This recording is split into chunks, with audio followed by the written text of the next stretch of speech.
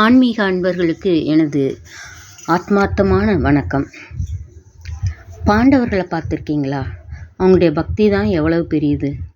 அந்த பக்தி இருந்ததுனால தான் இறைவனே இறங்கி வந்து அவர்களுக்கு உதவி செய்தார்.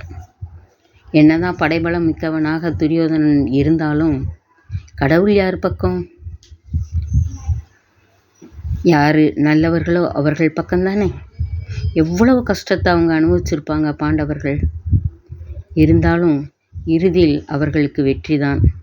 இன்று உலகமே பாண்டவர்களை புகழுது. காரணம், இறைவன் அவங்க பக்கம் இருந்தாருன்றதான். அதுதானங்க வேணும். சும்மா நாங்கள் கஷ்டத்தை அனுபவிக்கிறோம், கடவுள் எங்களுக்கு எந்த உதவியுமே செய்யலை அப்படின்னு சொல்கிறத விட, இறைவன் என் பக்கம் இருந்தாருன்றத இந்த உலகம் தெரிஞ்சுக்கிட்டா அதுவே போதுங்க.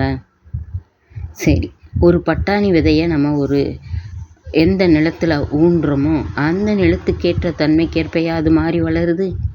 பட்டாணி அதனுடைய தன்மையிலிருந்து மாறாது இல்லையா? அதுபோல தான் நம்முடைய தன்மையிலேருந்து நம்ம மாறக்கூடாதுங்க. நம்மளை அதுக்காக தான் படைச்சிருக்காருன்னு நம்ம நினச்சிக்கணும்.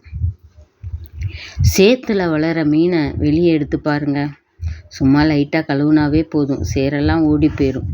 சேர் அது மேலே அப்பிக்கிட்டா இருக்கு இல்லையா? அதனுடைய தன்மையிலிருந்தும் அது மாறலை இல்லையா?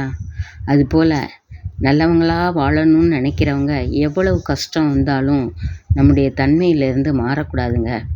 அதை நீங்களும் கடைப்பிடிங்க, உங்கள் குழந்தைகளுக்கும் கற்றுத்தாருங்க.